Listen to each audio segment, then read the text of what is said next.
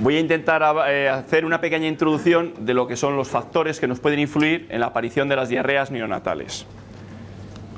Entonces, ¿a qué problemática nos enfrentamos? Cuando hablamos de diarreas neonatales, podemos decir que es sobre todo un síndrome de diarrea neonatal.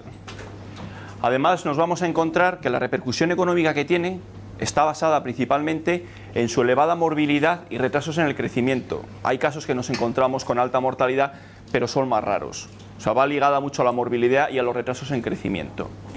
Pero esto nos origina problemas a la hora de organizar el trabajo, porque nos altera los ritmos de trabajo, vamos muy ajustados de mano de obra en las explotaciones, y esto además se agudiza cuando saltan los brotes de diarrea en los fines de semana, que la mano de obra es más reducida.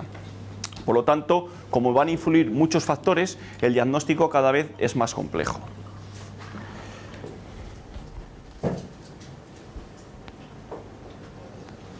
¿Qué agentes etiológicos nos encontramos como causantes de diarrea neonatal? Yo lo he dividido en 4 bloques. El primer bloque, el colis enteropatógenos y colis ambientales o no patógenos.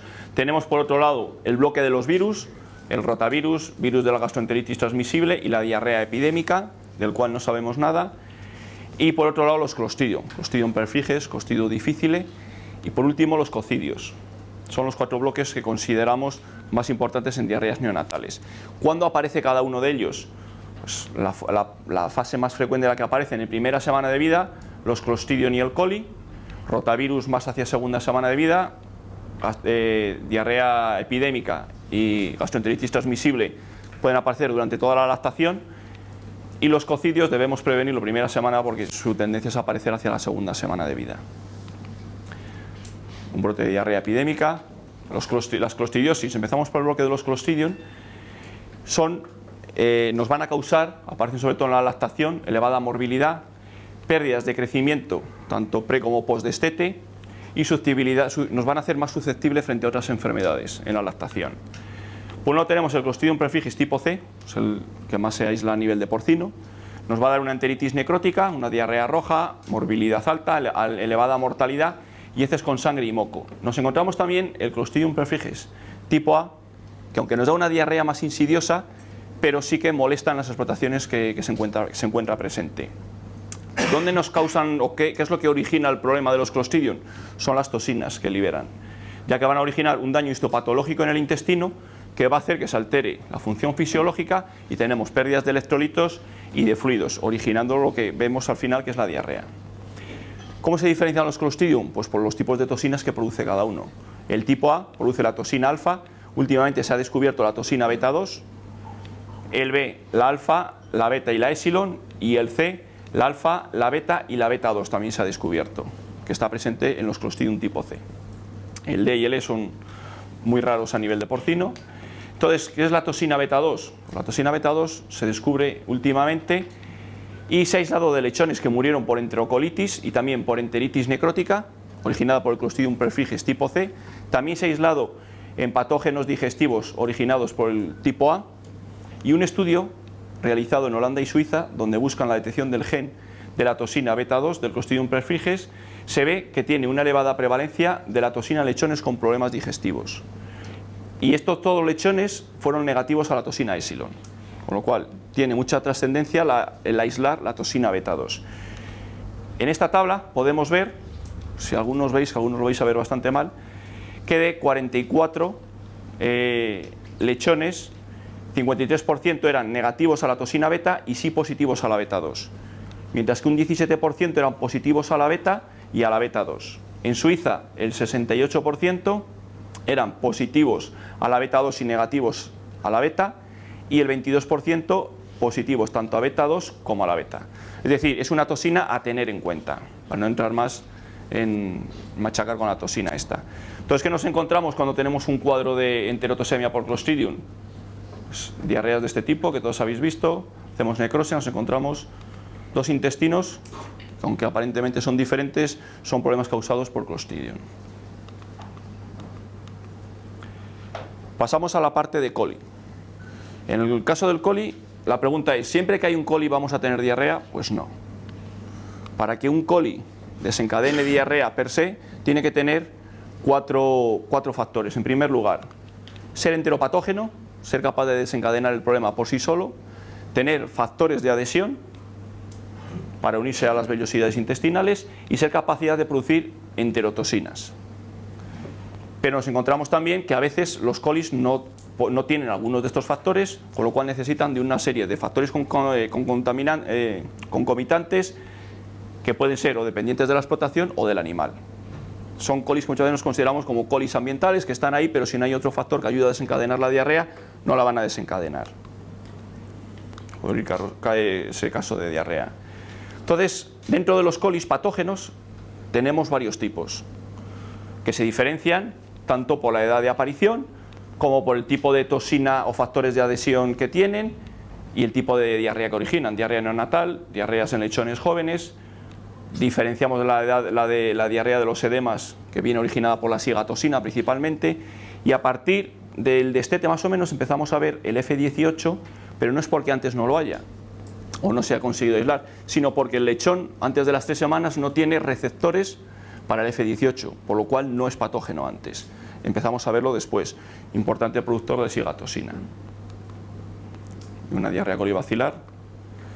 Este es un estudio en una población sin vacunar, donde hay presencia de colis enteropatógenos, y se aíslan cuáles son los factores de adherencia más frecuentes que nos encontramos.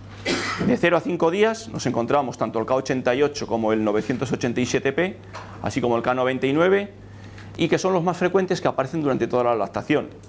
Las toxinas termoestables no aparecen porque van muy ligadas al F18 y decíamos que en la lactación es poco frecuente encontrarnos el F18.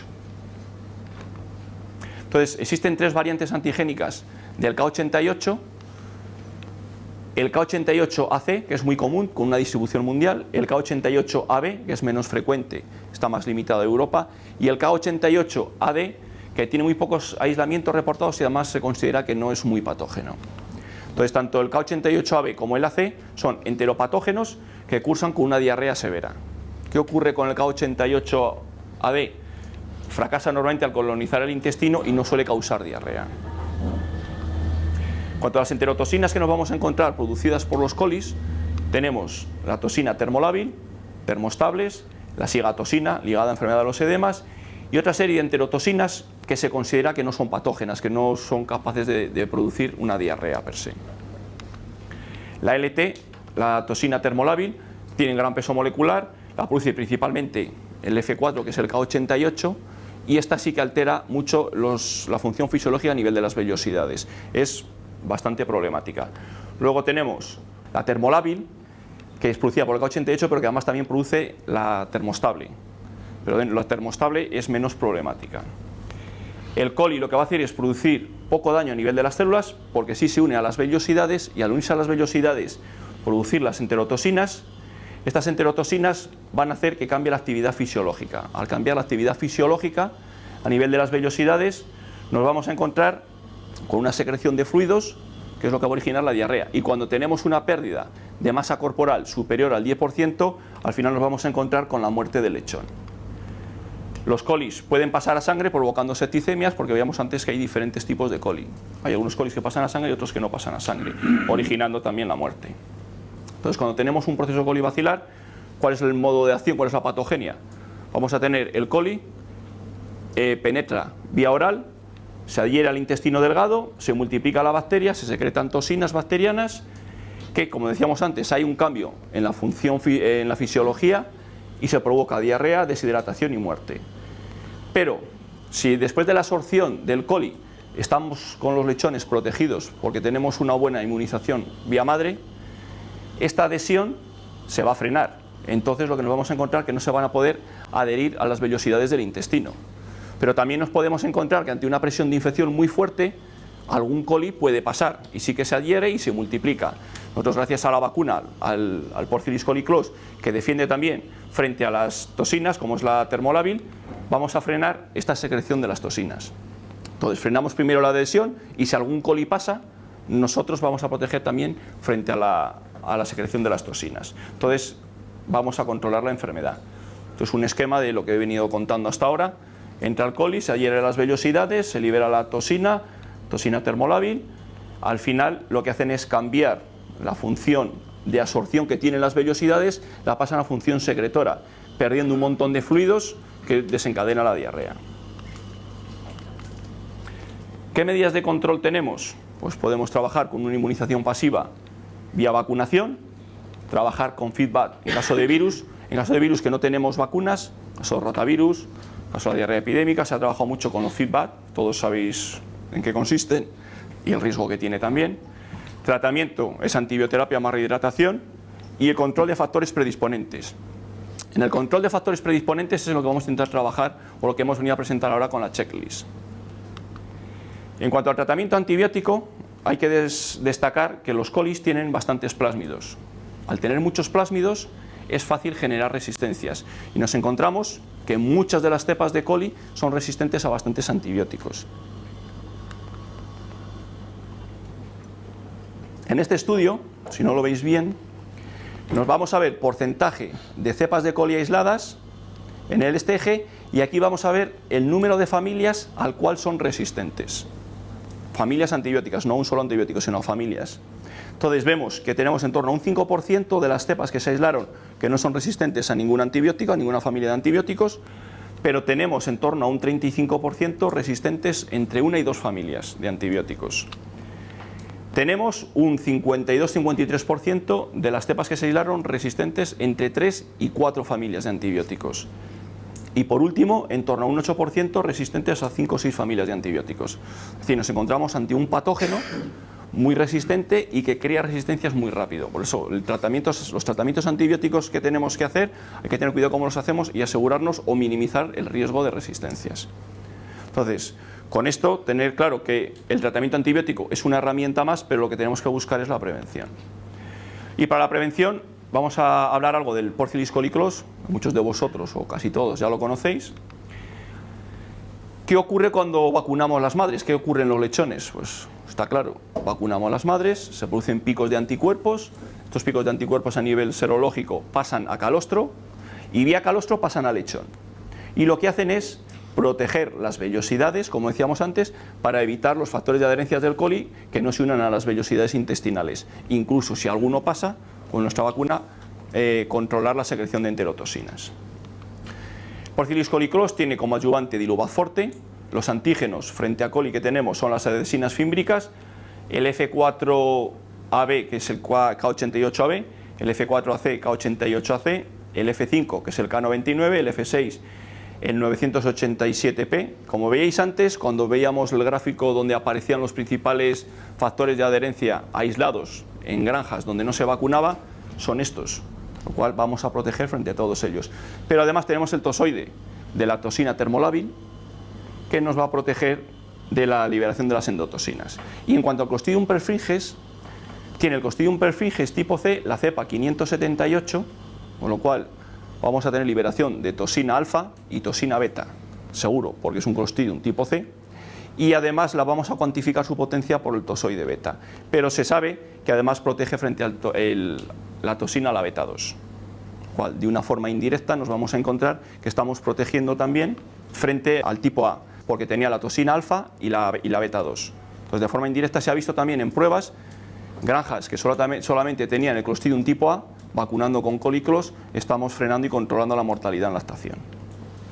Cuando hablamos de prevención, en la prevención los lechones nacen sin protección, con lo cual es importantísimo la ingesta de calostro. Vamos a tener una protección local con el anticuerpo que va vía calostro y vacunando las cerdas antes del parto conseguimos el anticuerpo en el calostro y la inmunización del lechón. ¿Tenéis frío por ahí? Por aquí veo que... Miguel, diré que bajen un poquitín el aire. Y en cuanto al éxito del Porcellus coliclos, ¿cuál es? Pues en primer lugar que conseguimos un gran nivel de anticuerpos en la cerda. Por otro lado, tiene anticuerpos frente tanto a factores de adhesión, con lo cual hay unión en el intestino, como frente a la toxina termolábil. Es decir, vamos a conseguir evitar que se forme la diarrea y se deshidraten los lechones. Pero para ello necesitamos que se produzca un buen encalostramiento en el lechón. Si no, todo lo que hemos conseguido con el desarrollo de la vacuna y la buena aplicación, no hemos conseguido nada. Entonces, la importancia de un encalostrado correcto lo podemos ver porque la absorción de las inmunoglobulinas calostrales se produce en las primeras 24 horas posparto. Pero además, 6-7 horas después, la calidad de las inmunoglobulinas se reduce en un 50%. Hay un estudio que dice que el 72% de los lechones que nacen vivos y mueren es porque no han ingerido calostro. ¿Por qué puede ser? Pues por falta de nutrición, que nos hablará Antonio después, por hipoglucemias, o porque no están protegidos y los colis empiezan a pegar y se cargan los lechones. Y por otro lado, decir que los lechones que ingieren menos calostro tienen menos vigor para conseguir las mamas de mayor producción, y por tanto lo que vamos a hacer es que es el lechón que va a ser siempre mucho más débil, con más riesgo de baja. Entonces, hemos vacunado a las cerdas y la pregunta que se hacen los lechones o nos hacemos nosotros es: ¿hemos quedado bien vacunados o hemos quedado bien protegidos después de la vacunación de nuestras madres? Bueno, esta es una prueba que se realizó en Cefusa y se presentó en el ALEMA en el 2014. Es una granja de 800 cerdas, son 2 sitios, en 30 cerdas se meten en el estudio con 3 grupos. Tenemos una vacuna, la vacuna A con un excipiente que es hidróxido de aluminio, la vacuna B que lleva ginseng y el Porcellus coliclos. ¿Qué vamos a ver? Se hace serología de las cerdas antes de la primera aplicación, son cerdas que no han tenido contacto con vacunas ni con el coli previamente. Se hace primera vacunación, se revacunan y 2 semanas más tarde se vuelve a obtener suero y se valoran los anticuerpos. Y se valora también anticuerpos a nivel de los lechones a los 7 días de vida. Entonces lo que nos encontramos es que en la banda de coliclos la protección que conseguimos frente a los diferentes factores de adhesión y la toxina termolábil presenta una diferencia estadísticamente significativa frente al 987P, frente al resto de las otras 2 vacunas. La K88, la AB, presenta diferencia estadística solamente frente a la vacuna B, no frente a la A. Y muy importante, frente a la toxina termolábil, presentamos diferencia estadísticamente significativa frente a las otras 2 vacunas. Incluso entre ellas también presentan diferencias significativas. Con lo cual, nos hemos asegurado lo que buscábamos: unos títulos de anticuerpos muy altos, más altos que el resto de vacunas, y además una mayor protección frente a la toxina termolábil. Hay otra prueba realizada por la cooperativa de Caspe. Es una granja de 3.000 cerdas, solo con cerdas primerizas, 4 lotes de animales incluidos en el lote, porque aquí se mete también lote control. Entonces tenemos lote Porcellus coliclos, tenemos vacuna B, vacuna A y lote control. En este caso, lo que vemos también es que tenemos una mayor producción de anticuerpos en general. Si saco esto no se ve. Mayor protección frente a la toxina termolábil que las otras 2 vacunas y por supuesto que frente al control. Entonces tenemos cumplido el objetivo de la vacuna: producir altos niveles de anticuerpos. ¿Por qué es fundamental producir altos niveles de anticuerpos? Porque al final, cuantos más anticuerpos se produzcan, más van a tocar los lechones. Podemos hacer un buen encalostramiento, pero si el nivel de anticuerpos que hay en la cerda es bajo, por mucho que tengan, no van a conseguir un nivel suficiente para protegerse. Entonces, ¿qué factores predisponentes nos vamos a encontrar? Un suministro inadecuado de calostro, que puede ser por problemas con las adopciones, porque tengamos cerdas con mamitis o con hipogalasia, que van a producir poca cantidad de calostro. Puede ser falta de vitalidad del lechón. De ahí la importancia que nosotros ayudemos a los lechones a que ingieran calostro, porque si no ellos van a tener poca fuerza para ingerir el calostro. Que haya baja temperatura y humedad en las salas de partos, corrientes de aire, mala higiene en la sala de partos y bajo nivel de inmunidad. Cuando hablamos de bajo nivel de inmunidad, puede ser porque la inmunidad venga de la madre o porque el lechón lo tengamos con inmunosupresión, estado de inmunosupresión por presencia de virus inmunosupresores, por ejemplo, por otro tipo de estrés. Entonces, como decíamos antes, una ingesta insuficiente de calostro por parte del lechón, porque el lechón ha salido más débil, ha nacido más tarde, no le hemos ayudado, o porque ingieren o se encalostran de forma correcta, pero tenemos bajo nivel de inmunoglobulinas a nivel del calostro, que puede ser por una pauta vacunal incorrecta. Si hemos vacunado muy pronto y el pico de anticuerpos lo tenemos mucho antes, no va a pasar la cantidad suficiente a calostro. Si vacunamos tarde ocurre lo mismo, cuando tenemos el pico de anticuerpos a nivel serológico no va a dar tiempo a que pasen a calostro.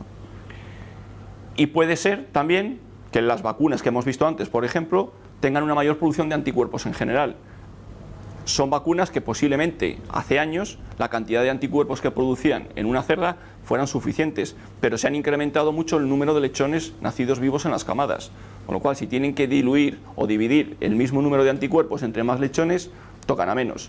De hecho, la importancia de tener vacunas que desencadenen una gran producción de anticuerpos a nivel maternal. Y el punto clave es realizar un buen diagnóstico del problema.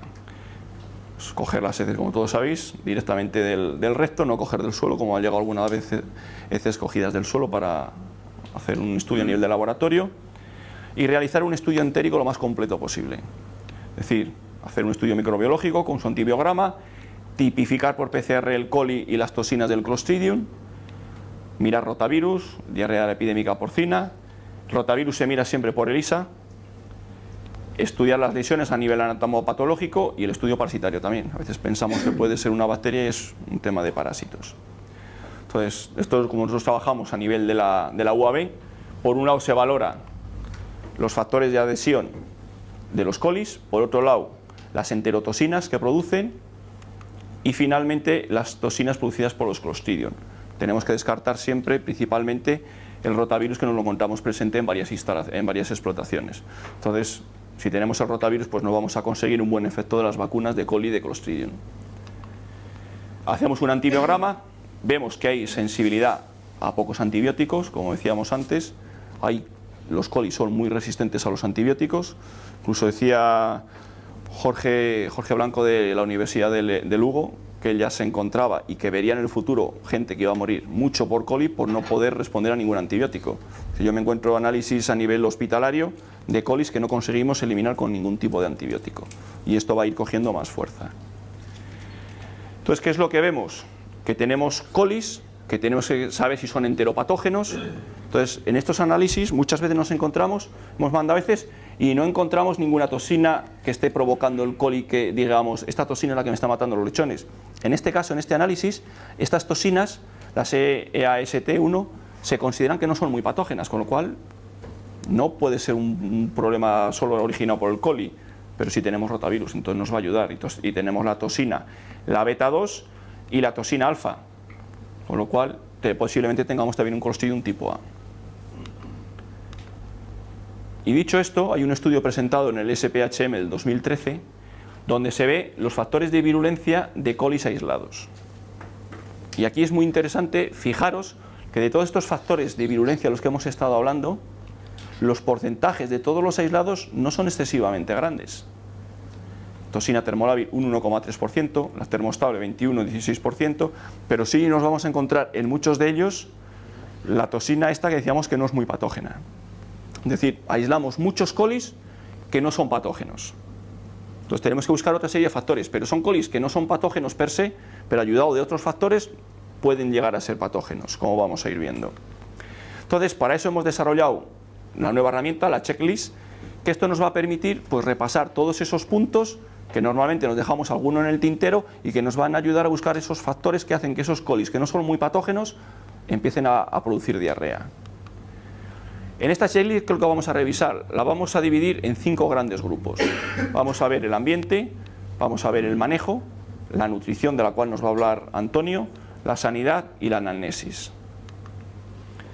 Y para que tengáis una idea en qué puede consistir, aunque luego nos va a hablar de los accesos y demás,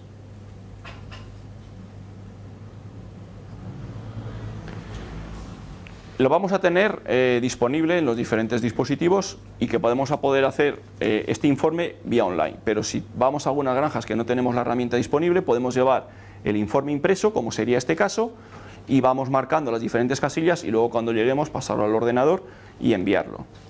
Entonces, aquí vamos a ver lo que es el módulo de ambiente, el manejo, se preguntan diferentes cosas, el bloque de la nutrición, la sanidad y la anamnesis. Nosotros hacemos el formulario y lo enviamos. Y dentro de los resultados nos vamos a encontrar con un apartado que dice factores críticos. Los factores críticos son aquellos factores que él por sí solo es capaz de desencadenar diarreas en la lactación. Pues puede ser unas bajas temperaturas a nivel de la sala, mal encalosтрamiento de los lechones, elevado número de primerizas, es frecuente encontrar más problemas de diarreas cuando tenemos porcentajes altos de primerizas, no reducir la comida en el periparto, de lo cual nos hablará Antonio después, qué importancia puede tener. Hemos enviado esto y se nos reenvía el informe con una serie de señales y de aportaciones. en primer lugar, cada uno de esos apartados que veamos con un interrogante en rojo es un punto a controlar o a tener en cuenta. Después nos va a decir si es un factor de los que es predisponente o no. Entonces vamos a ir viendo, por ejemplo, en este informe tenemos diferentes puntos. Por ejemplo, limpieza y desinfección de las fosas. No se hace de limpieza y desinfección. Pues este es un factor que por sí solo puede ser el que esté desencadenando las diarreas.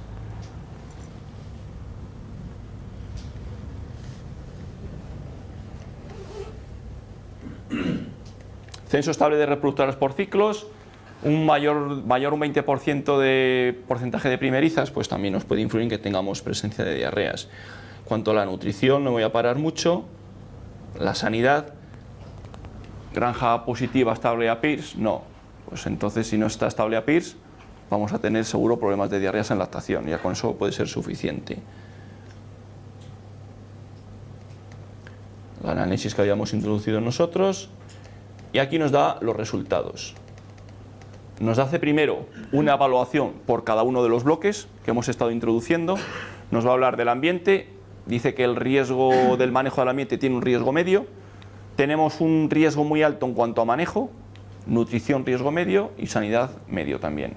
Y después nos va a hablar del riesgo global que tenemos en la explotación con todo lo que hemos aportado. Nos dice en este caso que el riesgo que tenemos en esta explotación es un riesgo medio. Pero tenemos que empezar a trabajar principalmente por los factores críticos que sí son los que producen diarrea neonatal per se.